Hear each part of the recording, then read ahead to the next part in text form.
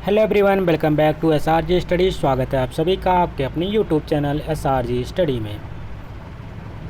दोस्तों, आज के इस वीडियो में हम लोग पढ़ेंगे बिहार बोर्ड का कक्षा 7 का सोशल साइंस ज्योग्राफी हमारी दुनिया भाग 2 का चैप्टर नंबर 3 है आंतरिक बल एवं उससे बनने वाली भू आकृतियाँ। यदि आप इस चैनल पर नया तो चैनल को सब्सक्राइब कर लीजिएगा। वीडियो पसंद आएगी तो उसको लाइक करिएगा और ज़्यादा से ज़्यादा शेयर करिएगा।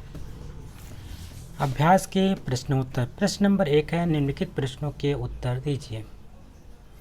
प्रश्न नंबर का में पूछा जा रहा है कि भूकंप के झटके क्यों आते हैं। उत्तर में लिखेंगे पृथ्वी के अंतर गतिमान प्लेटों के टकराने से भूकंप के झटके आते हैं। तो ध्यान में रखना, जो हमको पता है जो पृथ्वी की प्लेटें होती हैं और कहाँ पे होती हैं, आपको पता है पृथ्वी की 3 लेयर होती है। पहला हमारा क्या होता है, भूपर्पटी, दूसरा होता है मेंटल और तीसरा हमारा था क्रूड।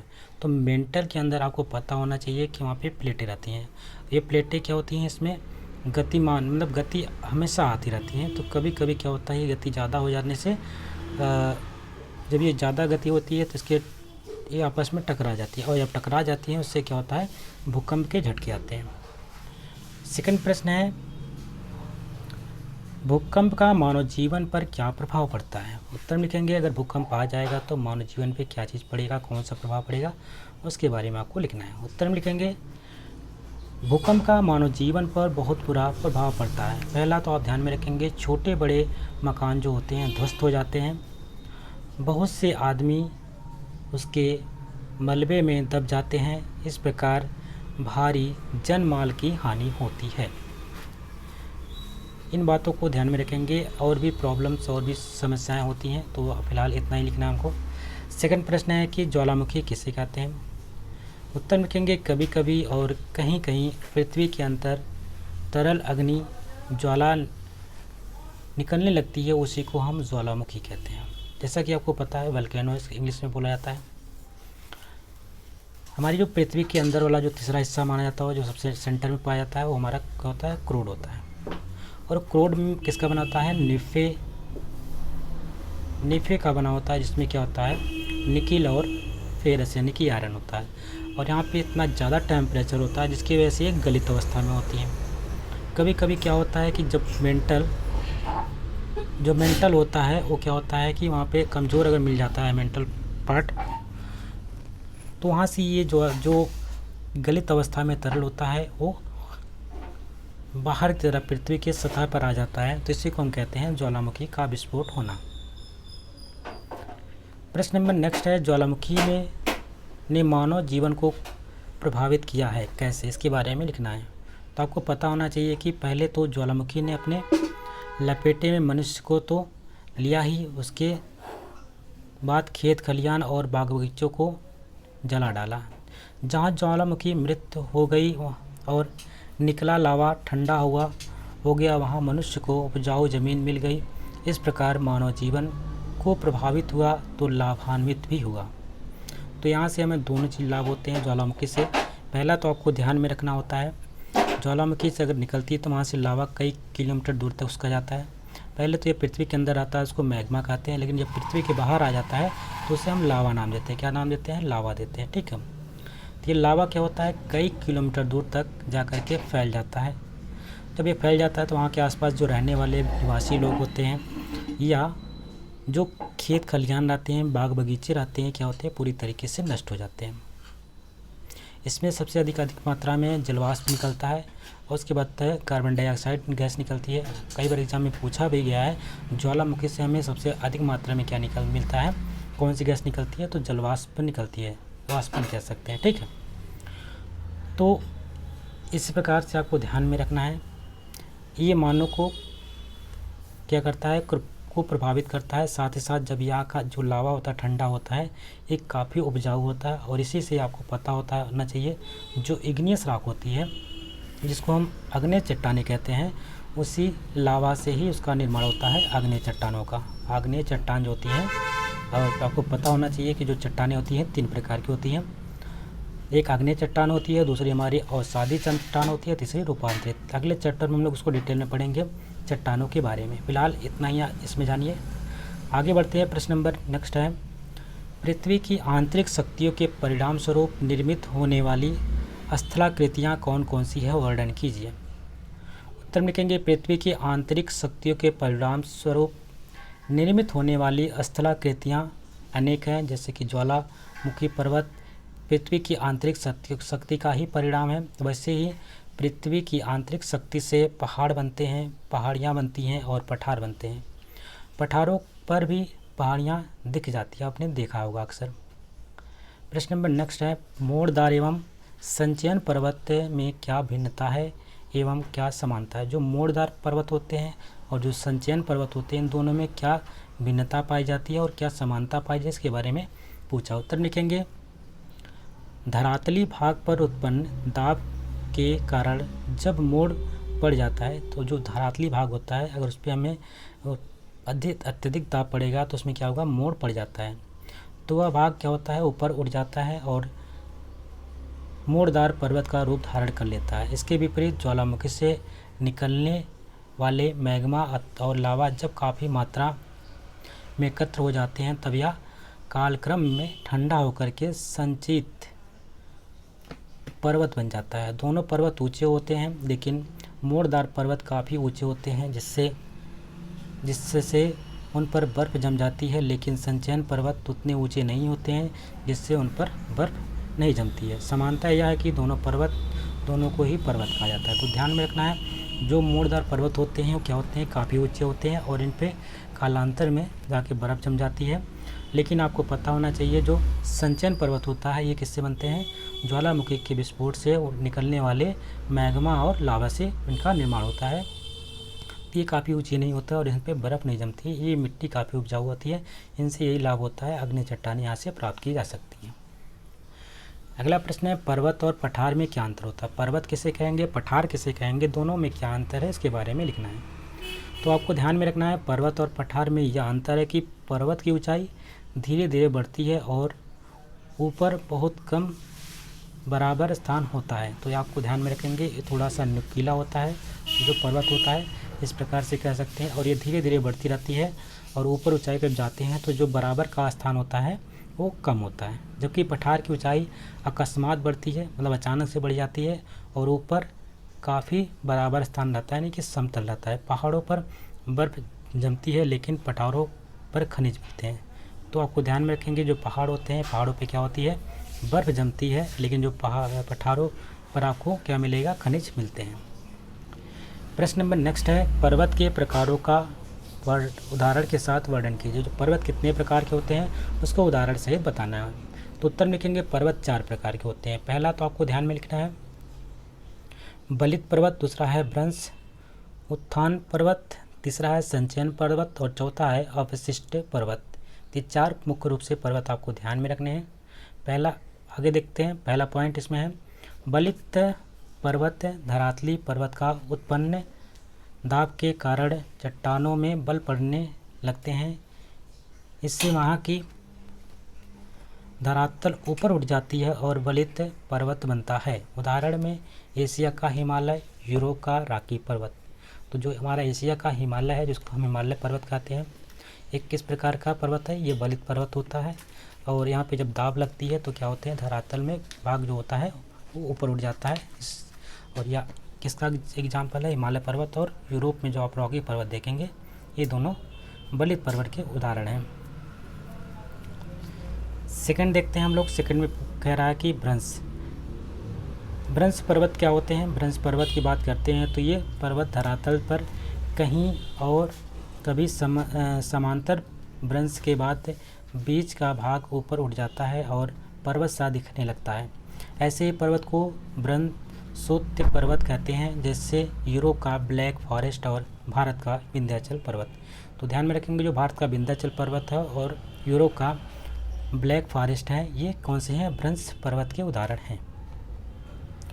प्रश्न नंबर 3, इसमें पॉइंट नंबर 3 है संचयन पर्वत की बात करते हैं। तो संचयन पर्वत आपने पहले ही जान लिया था।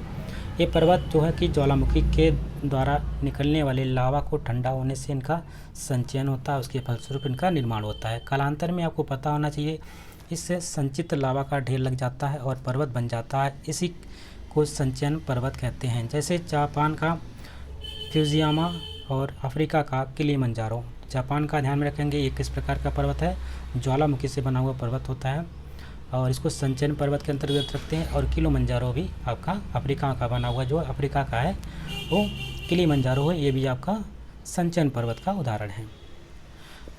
पॉइंट नंबर 4 है अवशिष्ट पर्वत।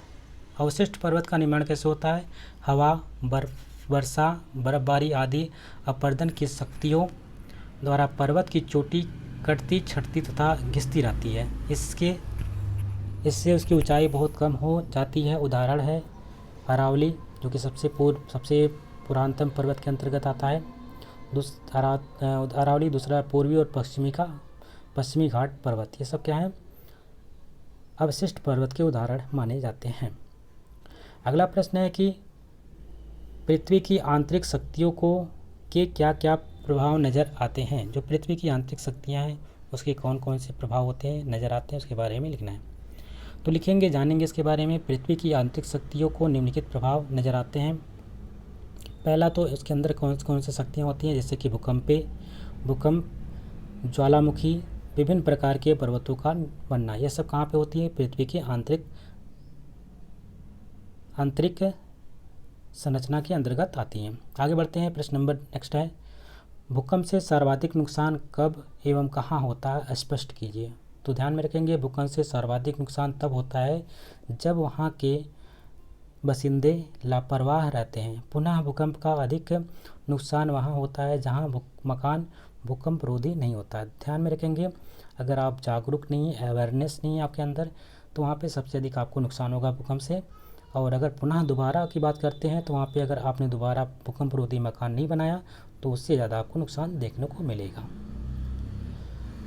प्रश्न नंबर नेक्स्ट है, भूकंप से होने वाली क्षति से हम कैसे बच सकते हैं, उत्तर लिखिए। तो ध्यान में रखना है, अगर आपके यहाँ भूकंप आ गया है तो उससे होने वाली क्षति से आपको बचा जा सकता है। जैसे कैसे बचा सकता है, ये पॉइंट जहाँ पे बताए जा रहे हैं इम्पॉर्टेंट है। भूकंप से होने वाली क्षति से हम तभी बच सकते हैं जब नागरिक को इसके बारे में बचने के उपायों को हम अवगत कराते हैं या अवगत हो सकते हैं। वो लोग जो भी भवन बने उसमें क्या करना है, वैज्ञानिक ढंग से भूकंप रोधी होने चाहिए वो। इसमें भूकंप से होने वाली क्षति को कम किया जा सकता है या क्षति से बचा जा सकता है। प्रश्न नंबर नेक्स्ट है, पठार कितने प्रकार के होते हैं, उत्तर में लिखेंगे, पठार निम्नलिखित 6 प्रकार के होते हैं। कौन कौन से हैं, एक तो हमारा महाद्वीपीय पठार, दूसरा है बयूड़ निक्षेप पठार, तीसरा है हिम नदी निक्षेपण पठार, चौथा है लावा निर्मित पठार, पांचवा है अंतर पर्वतीय पठार तथा छठा है गिरिपाद पठार। ये 6 प्रकार के पठार होते हैं, उनके नाम लिख लीजिएगा। अगला प्रश्न है, निम्नलिखित को स्पष्ट कीजिए। अधिक केंद्र क्या है, उद्गम केंद्र क्या है, सिस्मोग्राफ क्या है और रिएक्टर स्केल क्या है। ये सभी जो शब्द हैं ये सब भूकंप से संबंधित हैं, तो उसी के बारे में आपको डिटेल में बताना है ये किस पॉइंट को क्या कहा जाता है। तो पहले हम बात करेंगे अधिक केंद्र की। अधिक केंद्र की बात करते हैं तो पृथ्वी के ऊपर उद्गम क्षेत्र के ठीक सामने का भाग जो क्या कहलाता है, अधिक केंद्र कहलाता है। जैसे कि ज्वालामुखी का विस्फोट हुआ, इस प्रकार से यहाँ पे मान लो ज्वालामुखी निकली है, सॉरी भूकंप हुआ है, मैंने ज्वालामुखी बोल दिया। भूकंप अगर यहाँ पे आई है तो जो जिस पॉइंट पे आपका नीचे पृथ्वी के धरातल के जो उद्गम क्षेत्र रहेगा, ठीक सामने का भाग जो आपको क्या कहलाता है, ऊपर का भाग जो कहलाएगा वही अधिक केंद्र कहलाता है। भूकंप का अधिक कुप्रभाव अधिक केंद्र के पास ही रहता है, यानी जब सेंटर पॉइंट जो रहेगा कहीं ना कहीं उसका प्रभाव सबसे अधिक वहीं देखने को मिलेगा और उसके चारों ओर क्रमशः कम होते हैं। हमें सेंटर में सबसे अधिक भूकंप की तीव्रता देखने को मिलेगी, जबकि उसके आसपास थोड़ा दूर में जाएंगे चारों तरफ तो वहाँ पे कम मिलेगा देखने को। सेकंड होता है उद्गम केंद्र, ये कहाँ पे होता है, तो ये पृथ्वी के केंद्र यानी सेंटर में जाएंगे, पृथ्वी के अंदर का भाग होता है। जिस स्थान से मतलब पृथ्वी के अंदर है, ये पृथ्वी की सतह ऊपर, तो ऊपर वाली सतह को हम अधिक केंद्र कहते हैं। जहाँ से ये स्टार्ट होता है, जहाँ पे प्लेटें आपस में टकराती हैं तो वहाँ पे इसको हम कहते हैं, उस वाले भाग को कहा जाता है उद्गम केंद्र। जहाँ से भूकंप का प्रारंभ होता है उस भाग को क्या कहते हैं, उद्गम केंद्र कहते हैं। तात्पर्य है कि उद्गम केंद्र तथा अधिक केंद्र ठीक आमने सामने होते हैं। अगर यहाँ पे उद्गम केंद्र जस्ट ऊपर, यहीं पर ऊपर क्या होगा, पृथ्वी के सतह पर ये आपका अधिक केंद्र रहेगा। सिस्मोग्राफ क्या होता है? सिस्मोग्राफ की बात करते हैं तो भूकंप की तीव्रता मापने वाले यंत्र को हम किस सिस्मोग्राफ कहते हैं। कितनी जो रिएक्टर पैमाना होता है सिस्मोग्राफ, इसी पे हम जान पाते हैं कितनी तीव्रता है इसकी भूकंप की। उसके बारे में जानने के लिए हम क्या इस्तेमाल करते हैं? सिस्मोग्राफ का इस्तेमाल करते हैं, और ये भूकंप की तीव्रता को मापने के लिए एक यंत्र है। इसी प्रकार से ऑस्मोग्राफ रिएक्टर पैमाने का बना होता है। चौथा है रिएक्टर पैमाना, जिस पैमाने में भूकंप की तीव्रता को मापते हैं। अब यह पैमाना की बात करता है, तो जिस पैमाने पे आपको इस भूकंप की तीव्रता को मापते हैं उस पैमाने को हम रिएक्टर पैमाना कहते हैं। सिस्मोग्राफ का पैमाना रिएक्टर ही होता है। जो सिस्मोग्राफ का पैमाना होता है वो क्या होता है? रिएक्टर ही होता है। प्रश्न नंबर नेक्स्ट, निम्नलिखित को ज्ञात कीजिए। क्या ज्ञात करना है? भूकंप एवं ज्वालामुखी से संबंधित खबरों एवं चित्रों का संकलन कीजिए और मानव जीवन पर इसके प्रभाव से संबंधित एक रिपोर्ट तैयार कीजिए।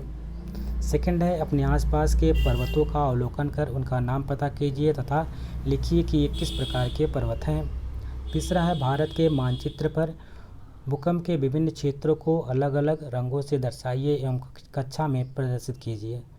भूकंप के क्षेत्रों को घेर दिया गया है संकेत में। ये सभी प्रश्न जो हैं स्वयं कर सकते हैं, लेकिन गा का उत्तर तैयार करने के लिए नीचे दिए गए मानचित्र का सहारा ले सकते हैं। आपको ध्यान में रखना है कौन कौन से यहाँ पे क्षेत्र हैं जो भूकंपी क्षेत्र हैं। इसमें आप देख पा रहे होंगे ये सब क्षेत्र जो गोल से दिखाए गए हैं ये भूकंपी जोन कहलाते हैं। अब हम लोग इस पाठ के सारांश को पढ़ेंगे और इसके साथ जब सारांश खत्म होगा तो आपका चैप्टर भी कंप्लीट हो जाएगा। आइए थोड़ा देखते हैं सारांश में क्या दिया गया है।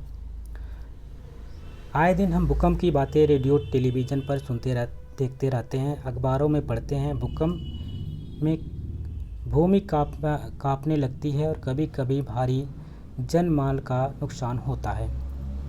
छोटे बड़े घर और भवन धराशायी हो जाते हैं। कभी कभी भूकंप के अफवाह से भी लोग डर के मारे कांप उठते हैं। पृथ्वी की ऊपरी परत सियाल के नीचे और मेंटल के ऊपर प्लेट बनी होती है। तो ध्यान में रखना, जो ऊपरी परत होती है वो सियाल होती है और नीचे हमारी उसके बाद मेंटल होती है। इनके बीचों में क्या होती है? प्लेटों से बनी होती हैं। ये प्लेटें गतिमान अवस्था में रहते हैं, ये हमेशा गतिमान अवस्था में रहते हैं। कभी कभी दो प्लेट आपस में टकरा जाते हैं जिनसे भारी कंपन उत्पन्न हो जाता है। जहाँ पर ये प्लेट टकराते हैं उसे भूकंप का उद्गम केंद्र कहते हैं। भूकंपन की तरंगे ऊपर यानी पृथ्वी के तल यानी धरातल पर जब पहुंचकर उसे हिलाने लगती हैं तो इसी को हम क्या कहते हैं? भूकंप कहते हैं। भूकंप के प्रभाव से पृथ्वी पर कहीं कहीं भारी बदलाव आ जाता है। पृथ्वी फट जाती है और अंदर से बालू और पानी निकलता है। कहीं की भूमि धंस जाती है और कहीं की भूमि ऊपर उठ जाती है। मानव बसाव वाले क्षेत्रों में तो भारी बर्बादी होती है। भूकंप जितना तीव्र होता है बर्बादी उतनी ही अधिक होती है।